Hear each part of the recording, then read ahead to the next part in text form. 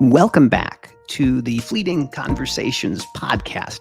I am so excited to once again be live streaming all over the place. And if you're listening to this in the audio only version on Apple Podcasts or Spotify, thank you. Thank you for tuning in as we stream through LinkedIn, YouTube, Twitter, Facebook, wherever people are.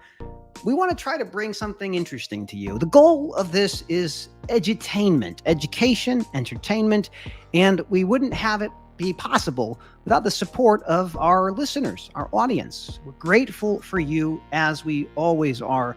And of course, our friends over at DAT, Dial a Truck. Oh, since 1978, DAT has helped truckers find loads and, I guess more recently, brokers with the loads. Look, I love anybody who's trying to make the lives of motor carriers easier. It is not easy to safely deliver freight on time and undamaged, even under the best circumstances, which is why I'm so excited to once again remind you of a great program that DAT has going on right now. And what that is the Gear Up Initiative. What is Gear Up, you ask? Well, I'm so glad you did.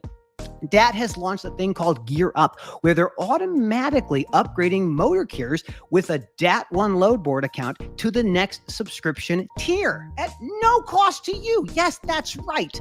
No additional cost, and you get access to the next tier of DAT, which is helping, again, truckers and brokers move freight across America. Now, I understand what you're thinking. You might be thinking, Matt, how long does this go on for? I'm glad you asked that too.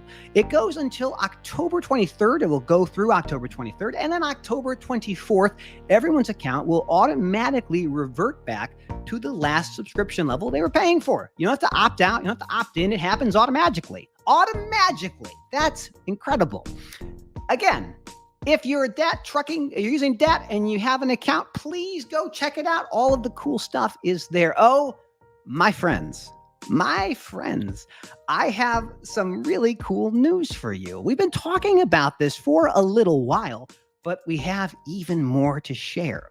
Coming up at the end of September, between September 30th and October 2nd, is the Inland Distribution Conference for the Journal of Commerce.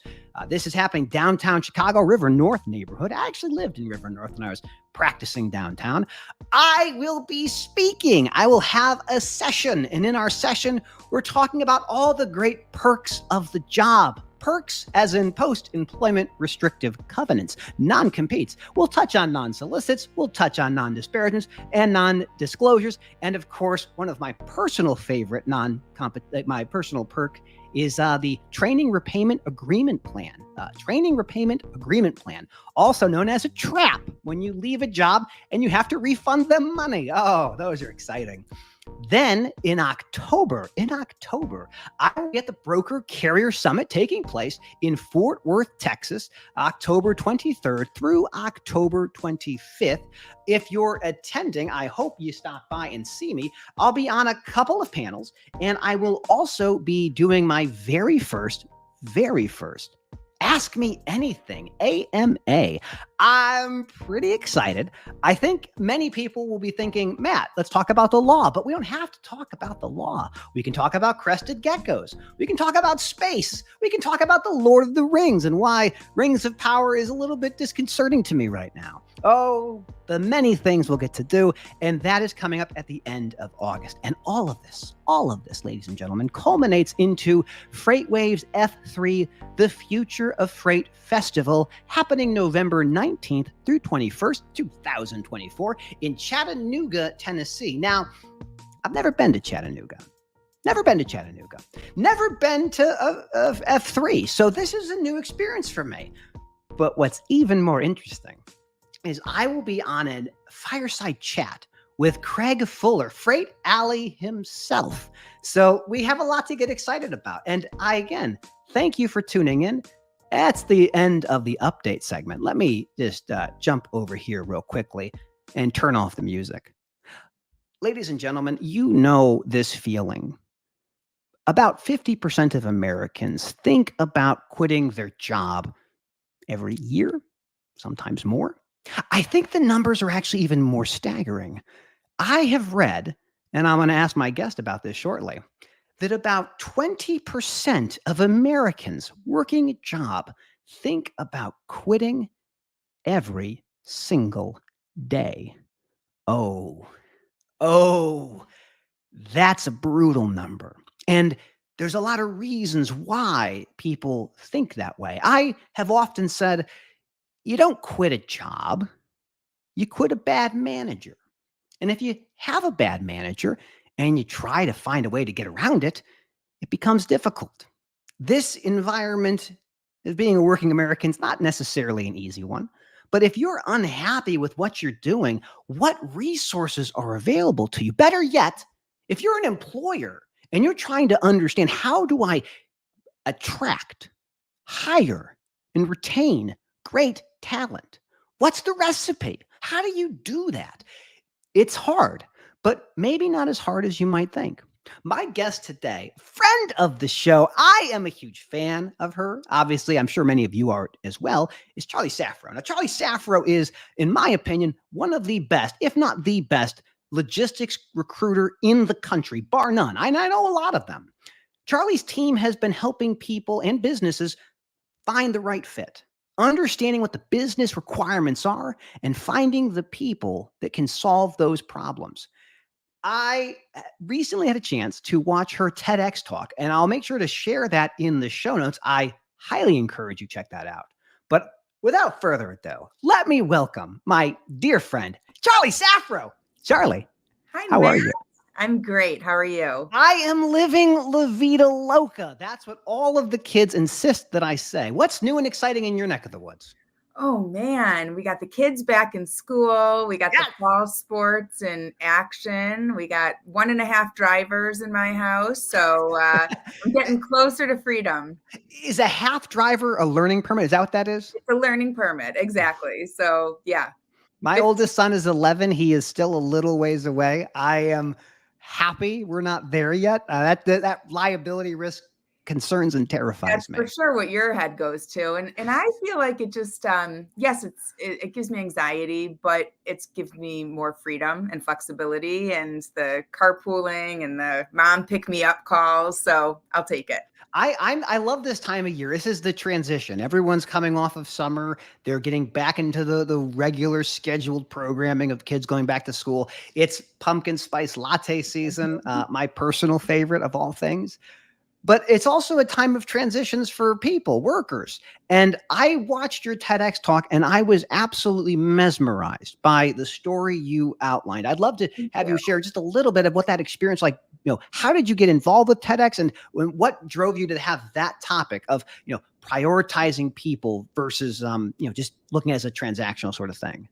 Yeah, well, thank you. I appreciate that. And I think I told you it was just probably one of the hardest things I've ever done, but I'm glad I took the challenge on because I got a lot out of it. But I've been speaking in this industry probably for about 10 years. And if you would have told me when I was a sophomore in high school that I'd be on a stage speaking, professionally, I would not have believed you because I hated public speaking. But I started to realize the more I talk about what I know, what I live, what I'm passionate about, the more I enjoyed it because I was inspiring people and, making a difference. And so over the last couple of years, I've just gotten more excited about sharing a message, and it's really sharing the way we have always grown our business and treated our people. And it's just this notion that, yes, the customer is always right if you want to believe that, but the companies that really prioritize their people and take care of their employees will see the return and they'll see the impact on the bottom line because those employees will then represent the company and take care of the customer. So it's all about employee engagement. It's all about culture. And, I've always had an interesting perspective because I'm a recruiter. So I'm talking to mostly miserable job seekers, some happy job seekers if we get to them first. And then I'm also talking to these hiring companies and really understanding both sides' expectations and desires. And then I'm also building my own business and managing, growing a team. So my perspective really is interesting because I'm living it, but I'm also observing it. And that's really how my TED Talk came together. It was a combination of my story and then some anecdotes and also, how I've taken these observations and really brought them inward with my team to decide what the best practices are for engagement. What I love about your, viewpoint on the industry is you're a broker. I mean, you have to understand the hiring entities, opportunities and challenges. You have to understand what the prospective job applicant is looking for. You don't want to hire their churn. They don't want to hire their churn. So you have to really understand both sides of this conversation. Mhm. Have you found that things are getting, better? Or because, like, for me, I think, the best thing to do for an employee who's unhappy, give them a post-employment restrictive covenant, and then they can't leave me. Like, let's just legally trap them. Why in the world would I want to make the conditions better?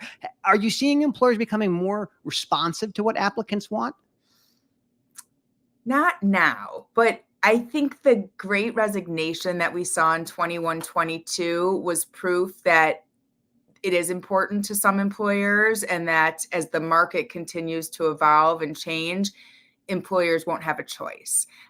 It's, treating people with respect and, going beyond the paycheck for, what you offer them it's something like every human deserves, no matter what role you're in, no matter, what salary you make or what title you carry. So in the great resignation, when, if you remember, we had way more jobs than job seekers, and these companies had to really flex, and they were doing things that they don't normally do, whether it is offering more flexibility or signing bonuses, or extended PTOs, because the job seekers were really in the driver's seat. And today we have a very different market. I think we're slowly climbing out of it, but right now we just have way more job seekers than jobs. And so these employers are back in a situation where, it's not necessarily about what the job seeker wants right now, because they've got what they want. They've got the job. It's that feast or famine. The pendulum continues to swing. Hmm. One of the trends I'm curious about is I've seen a lot more, and maybe it's just what I see in the news, but a lot more folks exploring offshoring of certain types of labor. Are you seeing that trend as well? Yeah, and we've seen that trend for several years, and I support it and believe that strategy makes a lot of sense given the right situation. So I think a lot of the reasons companies are doing that, certainly to lower their costs from a payroll and overhead standpoint, but also sometimes these are temporary projects or tasks that they don't want to hire a full-time employee. What I caution, and I know some companies have solved for this and they've done a good job, but if you are offshoring, you're really bringing on a contractor. It is Mhm. it is the offshore company is the employer of record for this person who now works for you. And so what you lose is you lose this connection to the company purpose. You lose the connection to the company values, to the culture. What we all strive for is to create this culture because people want to work hard and they think they're going to be there for a long time to be part of something bigger. So that's the thing, when you offshore or even, bring on contract employees, you just have to recognize that they may never drink the juice. And if you're okay with that, but it really for full-time positions that are going to drive change, that have a voice, you really want them on your corporate team. Now, last time we talked, and this was a little while ago, we talked about this work from home world, the work from anywhere. And Mhm. I've been working remote since 2018. I think I'll continue to do that, though. We'll figure out if there's a change in that. But I'm curious, like, now we're seeing return to the office. I need the FaceTime. I can't have a good team unless they're all around. They can bask in the light of my management style. What are you seeing in the world of return to the office? Is the inevitability here, or is it still a work from home type of environment? I think there are a lot of companies that figured out how to work from home in 2020. And those are the companies that are still operating in that model, or maybe, moving to a hybrid model. I will say we operated in a hybrid model pre-pandemic. And then obviously we went home in March of 2020. And we worked really, really hard to figure out how to manage a remote team. And we made a lot of mistakes along the way, but we learned a lot. And we, just really explored different processes and policies and ways of doing business. And so we've stayed as a remote organization because I know it makes my employees happy. It gives them the flexibility and they feel trusted. But I don't know if all companies necessarily figured it out ever. And so that's kind of my notion, as a lot of these organizations went home because they were forced. We know, many of them, especially frontline workers, ease back into the on-site environment. But if they're mandating return to office, my guess is either there are trust issues, or they don't have the right system to manage productivity and metrics and goals. They have a lease that they can't break. I think that's I like that another one. good reason. Or they never really invested in figuring it out. And so in their mind, they want to do anything but let people work from home. But at the end of the day, there is no question in my mind, offering hybrid or work from home is ideal. If you can't offer that, offer flexibility, give them a voice, give them a choice. That's all they want, is just to feel empowered. Well, I think that's a really good point you bring up, is that like a lot of employers were experimenting throughout COVID. Mm-hmm. How am I going to attract, retain people? Am I going to do remote? Am I going to do hybrid? What other things can I do? And I think one of the things I was so impressed with your company, with CS Recruiting, is kind of the management and leadership training you guys offer. So the idea is like, yes, you want to find the ideal candidate, and we all want to find the ideal candidate. But sometimes we're like, let's just keep what we have that are good and then make them excited. So like, have you found yourself like more opportunities to help employers build better leadership teams, train better leaders? I think so. Yeah. I mean, it's very interesting when we see leadership positions come our way for a search, because there's usually something behind it. We love to work on a leadership search because that leader was promoted, or they moved within the organization, or they're looking for a leader to come in, with some subject matter expertise to grow a new division.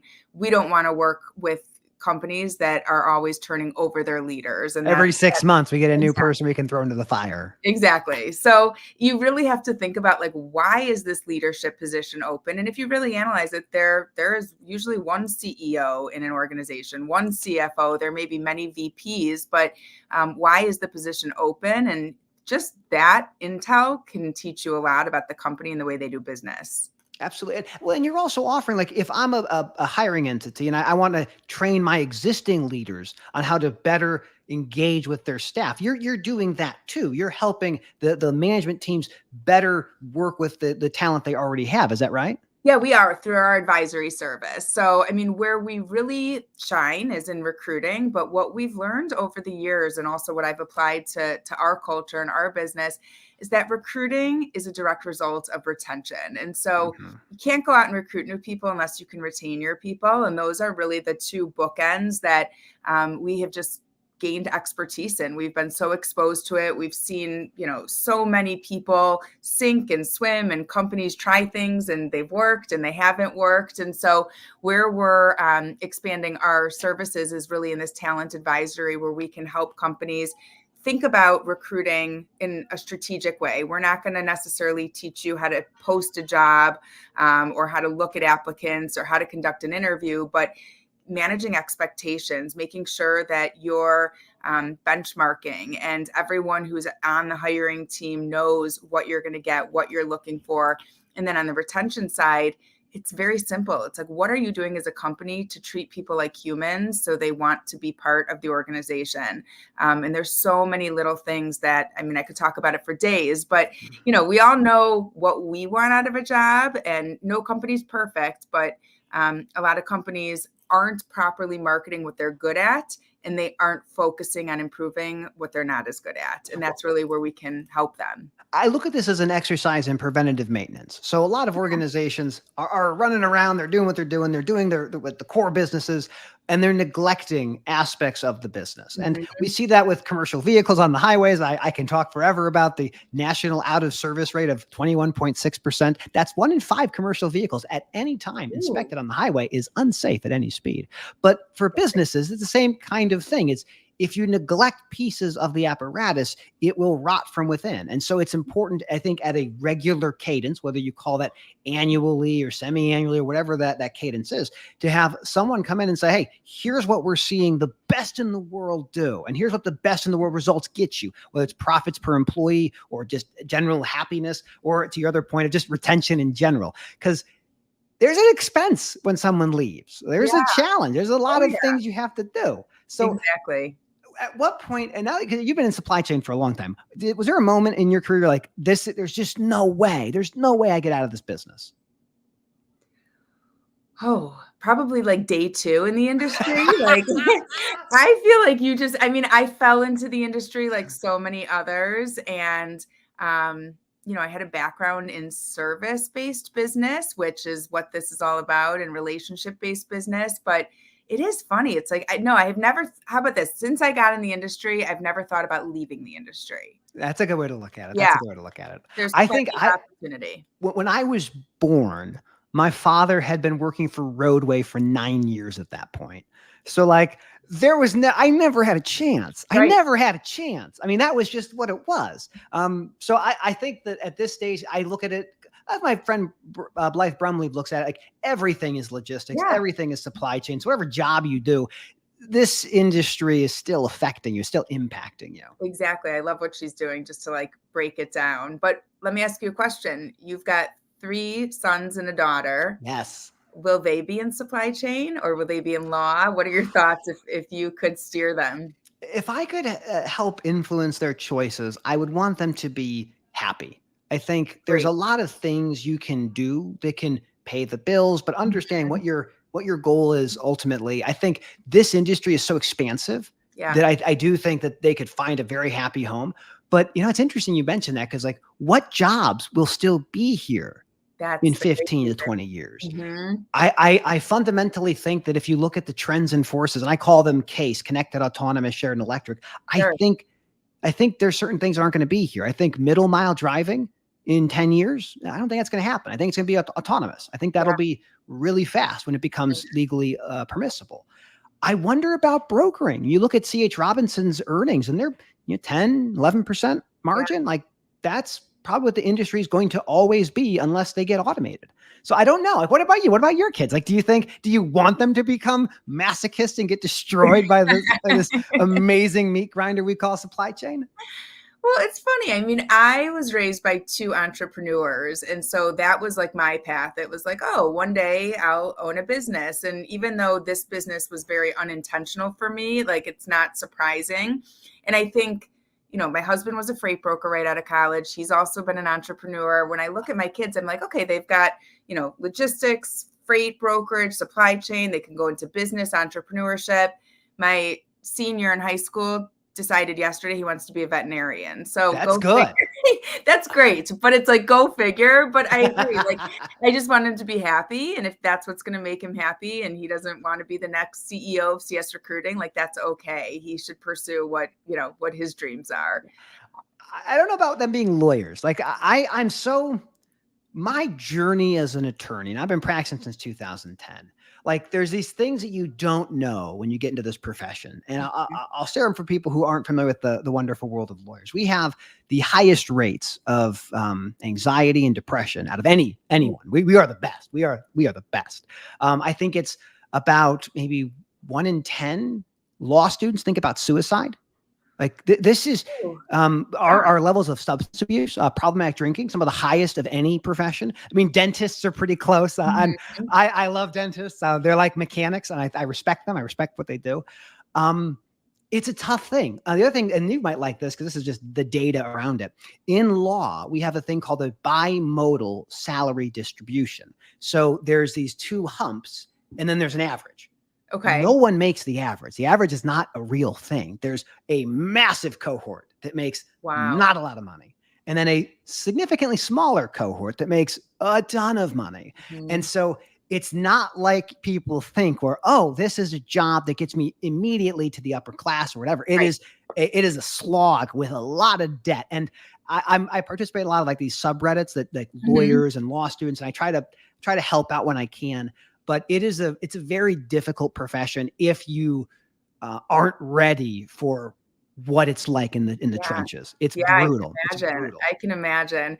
No, and it's interesting what you said. I mean, there was a stat I heard at a LinkedIn conference last year, and I'm probably going to get it wrong, but it was something like 60% of the jobs that existed in 1984 will not exist in 2026. That's And right. it's, yeah, like when you think of that, my first job in this industry was with a load board in the early 2000s, and it was a very new concept.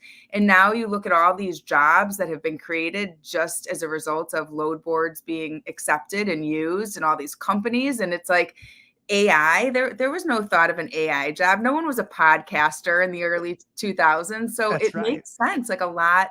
Well, maybe we won't have, servers in restaurants one day because there will be robots. It's really crazy to think of what's ahead. I mean, it's fascinating because, like, one of the things we bonded over a long time ago is I was a toy store manager at Cape Mhm. in the Hawthorne Mall in Vernon Hills, and we watched that mall just get eviscerated by online shopping. We saw big retailers popping with super centers, and those types of jobs kind of go to the wayside. Some Yeah. malls still survive, but as you look at like what the fundamental jobs in this industry, freight brokering, driving a Mhm. truck, driving a forklift, Mhm. those are things that are, if they're not automated in the process right now, they're absolutely going to be automated at some level over time. And then you think, like, what doesn't get automated? Well, the mechanics, like people who fix the robots, Mhm. can't make us robots yet. But even, Right. I think, software development, like it was, let's offshore it and then let's automate parts of it. So now you Uh-huh. can have like the robot, the AIs make things. Exactly. It's crazy. It's crazy. And I'm hopeful, and I'm sure some people would challenge me, but I'm hopeful that for like a freight broker role, what technology has done is what it will continue to do, and that's create efficiencies and make someone's job easier and give them more space and time to be a human, so they can build relationships, they can make creative decisions, they can, be emotional when they need to be. And so I think when technology started to really hit this industry, it was like, okay, now a freight broker can just book double the loads in one day Yeah. because of the technology. And so it was very well received and accepted. This whole notion of technology replacing that position is yet to be determined. Like, I still want to believe we need the relationships, we need that human judgment instinct that a robot will never have. But yeah, automation makes sense for that type of job. Like, just do the dirty work for me. It's so interesting. Like we have the FMCSA, which is like the regulatory Mhm. body that governs our industry, the Federal Motor Carrier Safety Administration. They put out a proposed rule, and it hasn't been finalized yet, of like speed limiters. Like, let's take trucks and make them all the same speed. And this Oh. idea I think of as like the next level of ELDs. So Mhm. ELDs came out and they were mandated by the government. Essentially, you're a motor carrier, you're going to pay a subscription to this device, and the device is going to monitor what you do. And that was like the initial kind of clawing of technology into the cab. Mhm. Now you have you have cameras that face out. Everyone's got those, Mhm. but cameras that face the driver. Uh-huh. I was reading a post the other day where a driver was told, you can no longer sing in the truck because the camera sees what you're doing, and it triggers the camera to look at you and say you're distracted. And so there was a safety meeting, and the manager of safety says, I do not want anybody singing in their truck. And it's like, wait a second, wait a second. So So this there, this wow, or listening to any podcast that the camera and the team don't want to hear. That's kind of crazy. To me, this that world, is like a huge red flag. it's fascinating. Then, like, Yeah. this idea of speed regulators, that means that every single truck on the highway would go the exact same speed. So this idea of coordination, Mm-hmm. consuming the data, and then having everything the same, it begins this creep of the automation, the next Mm-hmm. piece, the next piece, the next piece. And once it's open, once those doors are open, they never close. Like, Right. you never go back to not using a 20-foot equivalent unit on a boat. You never go Right. back to the old days. And Exactly. Well, yeah, we'll never be using cassette tapes again, or that's right. uh, answering machines. I was gonna say, what are they even called? Like all those things that we've moved on from. And this is like what I love, like what you get to do with your company is you get to understand where companies are innovating. And that's the thing I find so fascinating. It's like what I liked maintenance, why I loved maintenance is that you had to talk to me when you're doing something new, because if you didn't maintain it, whatever new thing you're doing, it will fail. Like, I Right. help you not fail because it must be maintained. You're Uh-huh. in the same space, because if somebody is trying to make something new, something genuinely Yeah. new, how are they going to find the right people? They have no idea how to hire those people. They'll experiment maybe, but so you Exactly. get to see this new kind of world. And I'm curious, like, what are the trends that you're seeing right now? Like what's really interesting for you at the moment? There's a couple that come to mind. I mean, one big trend that I feel like you could appreciate is this whole idea of like skills-based hiring. And Hmm. so when you say a lot of companies don't know what they want, like that is very much the truth. Like they know they need someone in pricing, but they're not really sure what skills they need or what technologies they need to be good at.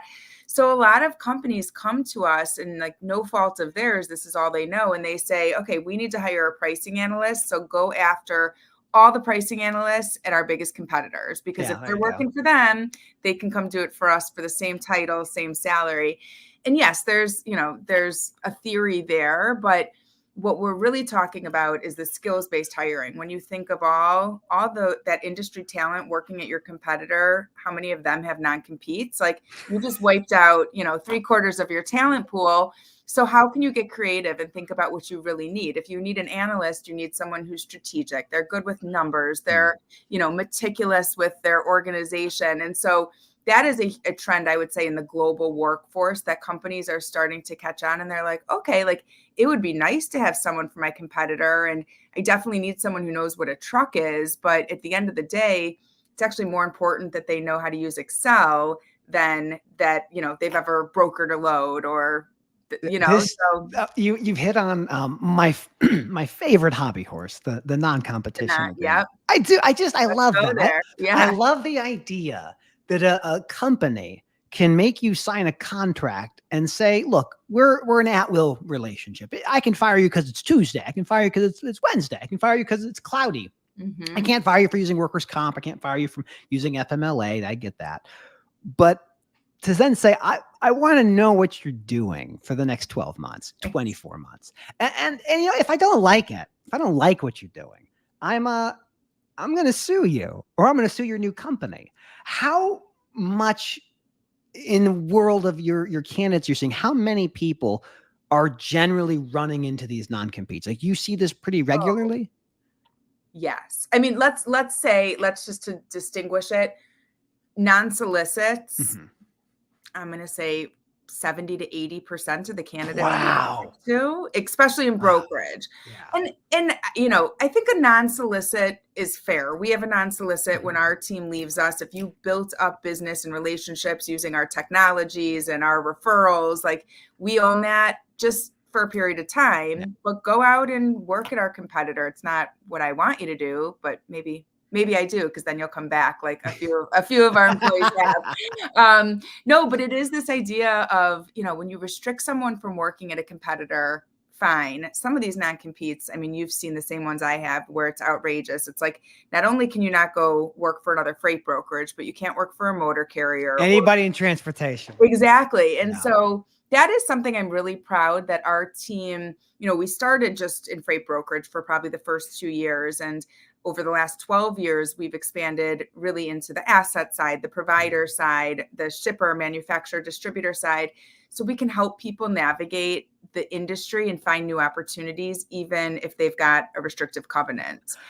That's No, and that's that's rewarding because people think their career's over, yeah. but there's a lot more they can do if we get creative and we bring their a non-compete to you. You tell us what the real restrictions are, and then we can actually hook them up with a legit opportunity. I think that's a good point you bring up. I'll make the distinction here for the folks that are Mhm. watching or listening of like, what is a non-compete versus what is non-solicit is. So the non-solicit is a type of perk, a post-employment restrictive covenant that says for a period of time, you cannot yourself or your agent solicit a former coworker, former contractor, or a former customer. Mhm. Now, the non-solicit does not prevent those people or entities from reaching out to you. Like Right. they can reach out and say, I want to work with you, because the Mhm. non-solicit cannot bind a third party. It only deals with the employer and the worker. And the number you gave, the 70%, that is Very interesting. The national average of non-solicits is probably between 30 and 40% of working Americans. So you're seeing a very interesting segment that has a lot of those, and brokerages are sales organizations. So it Exactly. makes sense. Yeah, The very, very much in our industry. I mean, it's rare not to have one. Put it That's that way. incredible. Well, Yeah. then, and the non-compete is a flavor of post-employment restrictive covenant that has a duration. How long is it? It has a geographic restriction, like how Mhm. wide is it? Your city, your state, your country, the world, and then it has like a what is the business? And Right. so like we've seen like what is the I'm supply chain? Like what is supply chain? Is it manufacturing, trucking, brokering, whatever? And I find it really interesting that employers, a lot of hiring entities, do not understand the risk of hiring somebody that has one of those things. Because if I'm going to sue the former worker, like you're breaking your non compete, Mhm. I'm also suing the new boss. I'm saying, you know, I have a contract. I'm going to sue you for interfering with that contract. So, what I want to segue to is like, what I love you put this idea in my head now. How do you hire somebody who has the skill set to do the role, Mhm. but doesn't violate a non-compete or a non-solicit? What adjacent industries or adjacent skill sets can Mhm. help the employer? And that's one of the reasons I refer folks to work with you is that you and your team know how to navigate this. And it's fascinating. Are you finding like you're taking someone from one category? I'm an asset company. I'm going to get you into a brokerage because you're doing similar things. Like, how do you view this stuff? I mean, a lot of times we're educating them. They Yeah. don't even realize, and let me just, phrase this, that I've never been a freight broker, but what they don't realize is that if you're in a freight broker job, it's very similar to being a load planner at a manufacturer. And again, just I don't know how similar, but I know that the skills That's align, right. and that I've seen a lot of freight brokers make the move and vice versa and see a lot of success because they're still performing the same tasks. They're still using the same hard and soft skills. You brought up something though that's really interesting because we do have a lot of clients that come to us invincible. They'll say, "This is what I want, and this is where I want to see them from," and we'll say, "Okay, like let us just educate you on the state of the restrictive agreements in this industry, and this is what we're going to see." They say, "We don't care. Like bring us the best. We don't Yeah, care. We'll deal with it." that's right. And I wonder, you may know this, but like how much has how much is like the litigious activity picked up since like LinkedIn entered the scene? Because when I think back, non-competes were not an issue for the first 5, 6 years of my career in this industry. And maybe it was because it was really hard to prove it. It was really hard to prove someone violated it unless they're ratted on. Right. Yeah, And now, absolutely. like, Uh, you'd have to call the office and ask for Matt, and it's like, oh, he does work there now. But now there's so much access. I mean, it, Sales Intel or it, LinkedIn yeah, or whatever.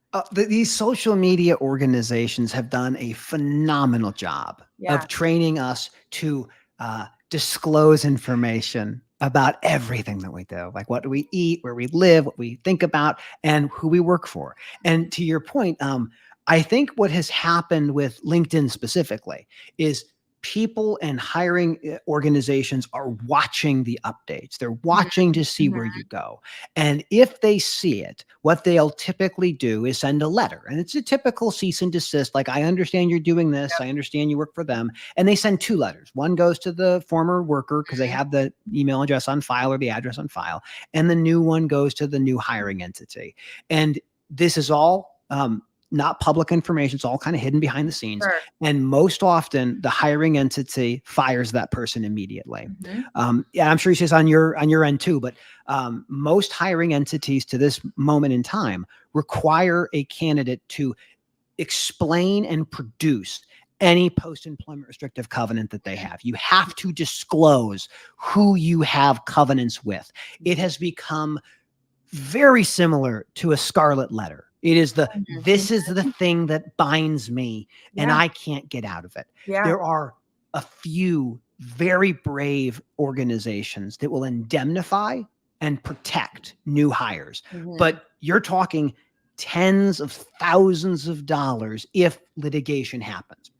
Most hiring entities today do not want to sue you. They really, really don't want to do it. Mm-hmm. But they also don't want you to compete. Exactly. Or take their book of business. 100%. So what we do, if we do the cease and desist letter and we don't get a good response, we would then sue with in court for an injunction, a restraining order, and then we'd start subpoenaing you. And I was talking to another person the other day, but we would subpoena your social media, your cell phone, like direct messages, your emails. I've been subpoenaed before. Isn't it great? Doesn't it feel nice just to give somebody everything that they ask for? It's just, I'm like, I wrote that, no, I've never gotten in trouble. I've always actually like really been compliant, and I've got everything in writing that I'm, advising in the right way. But yeah, it's a weird feeling when it's just like, here's my email, go crazy.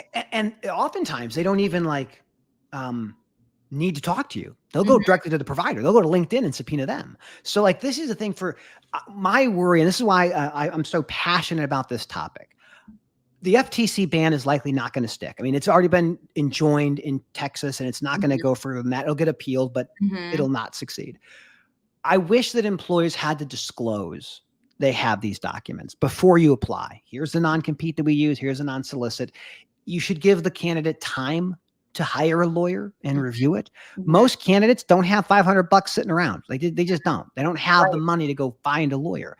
So it's this really strange, dichotomy of, we are a very free country, but there's these things that just don't feel right. And they're everywhere. They're pernicious. And it's really like taking advantage when you think of so many of these non-competes are with individuals who maybe have less than 5 years in their career in this industry. And so like, I remember, I graduated college, I got my first job, and it's like, sign everything. Like, let me just get started. When am I going to get my first paycheck? And I can't tell you how many times like a recruiter on my team has come to me and they're like, I have this great candidate. This is where he's worked.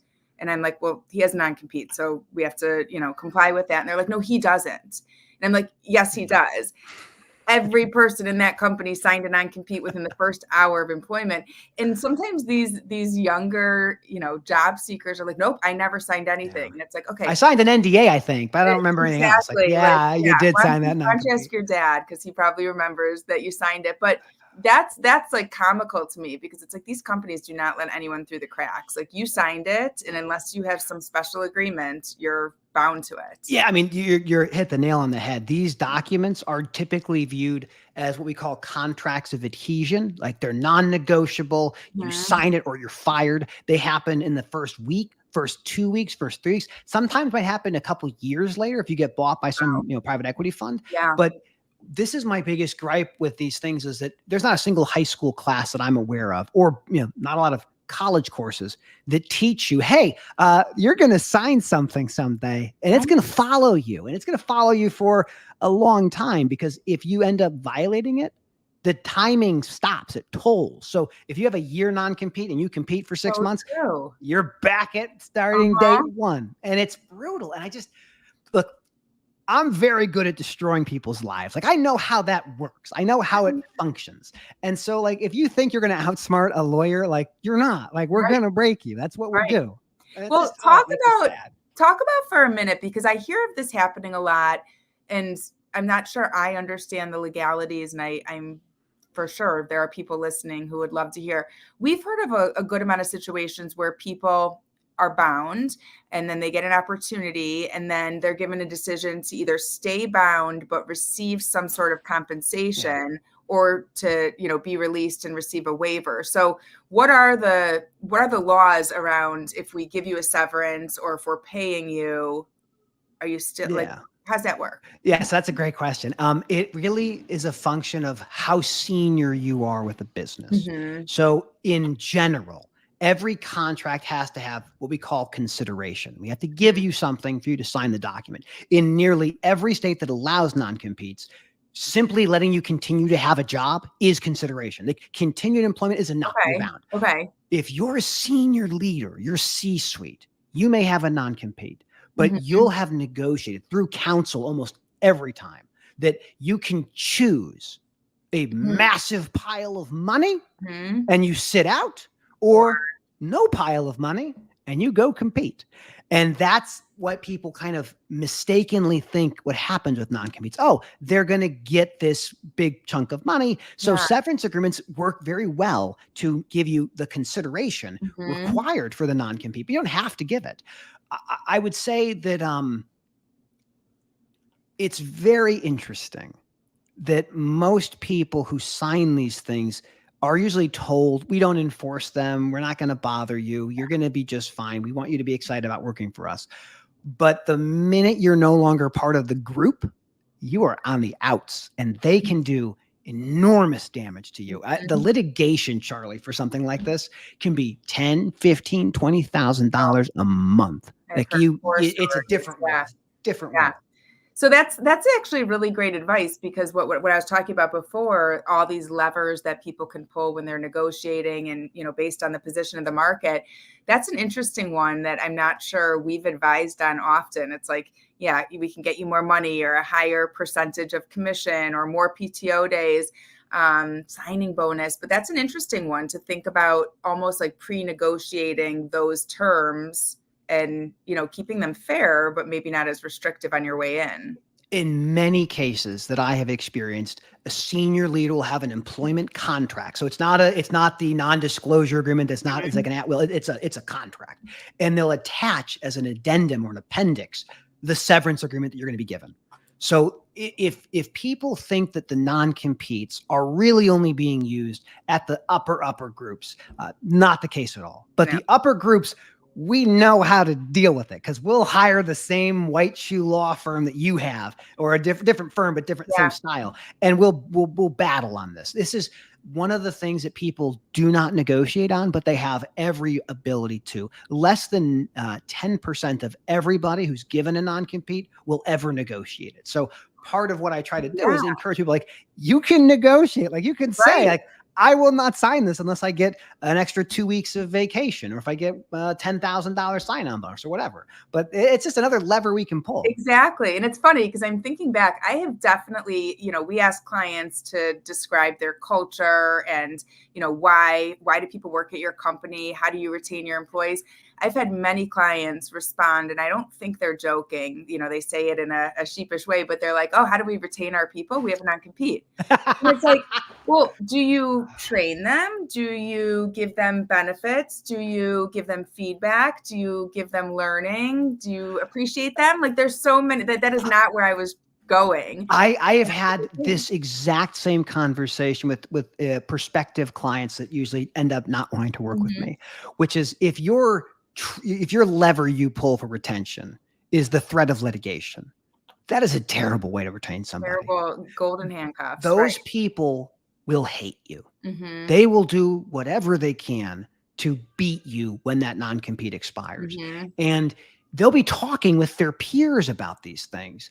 So, like, you don't want to be the company that does this practice. I think a lot of lawyers who have advised clients to use non-competes, I think they're wrong. I think they're Right. just wrong to do that. But I understand why. I understand the motivation. Mhm. But unless you're willing to pay separate consideration, like pay them through the period, you Mhm. shouldn't do it because Right. it's just going to cause a lot of problems. I will say, Charlie, what encourages me, even though the FTC rule is going to be knocked down and it'll be dead on arrival, I think companies are starting to get more skeptical of these.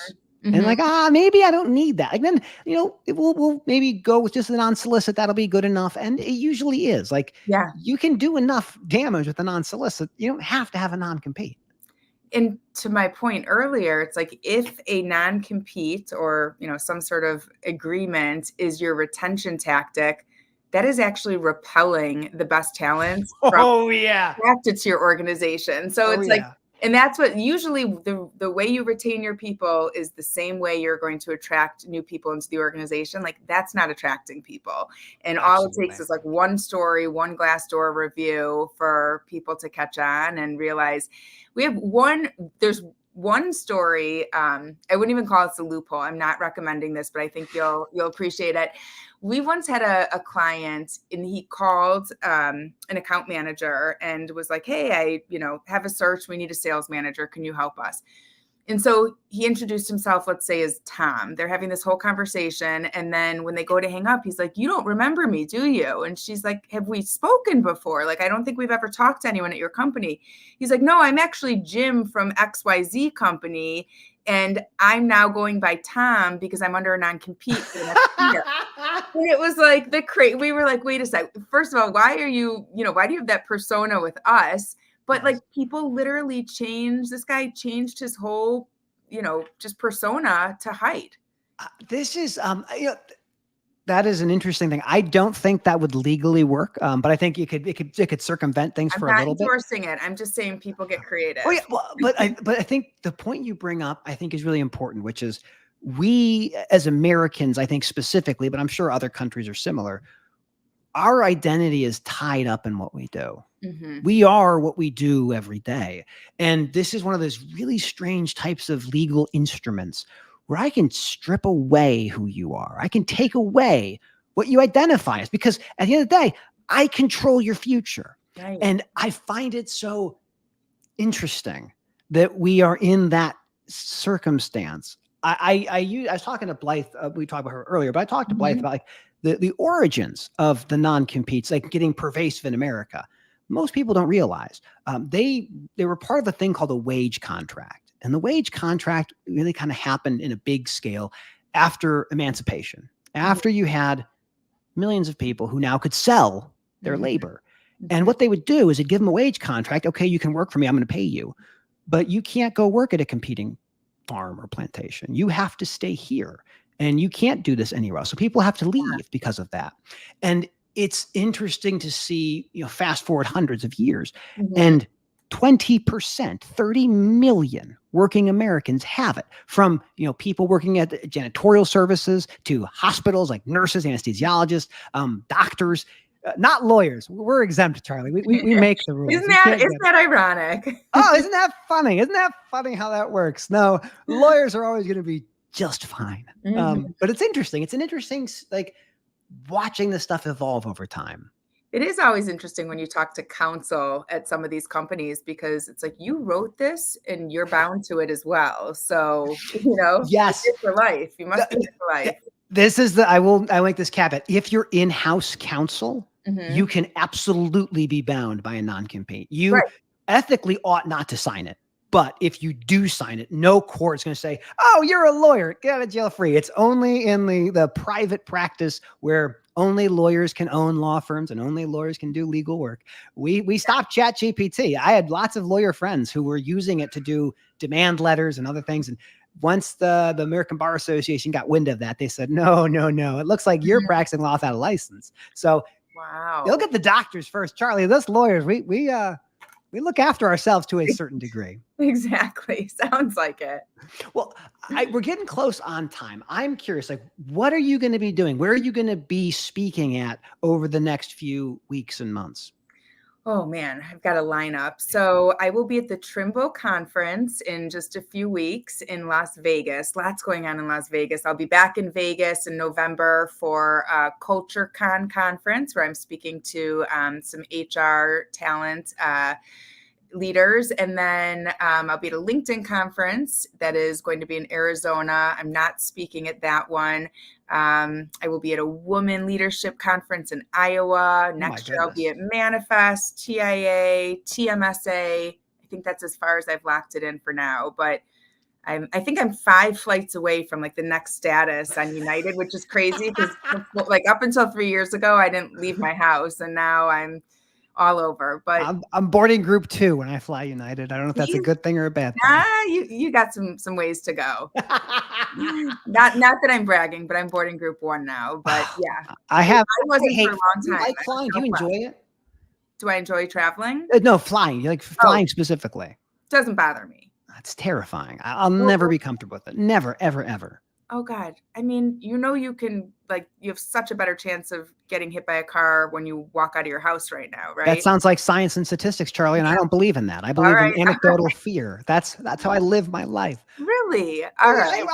I hope to someday not be terrified of it. Well, we're both out of, you fly out of O'Hare? Absolutely. No Midway from me. Okay. Next time we're going to the same place, we can book the same flight and I'll hold your hand. And fantastic. I'm going to the JOC in Chicago, then broker carrier in Dallas, and then F. Are you going to F3? You're not going to F3? Not this year. I've been in Chattanooga. You're going to enjoy it. It's a cute little town, but I'm not. I've got too many other conferences and You're commitments. very busy.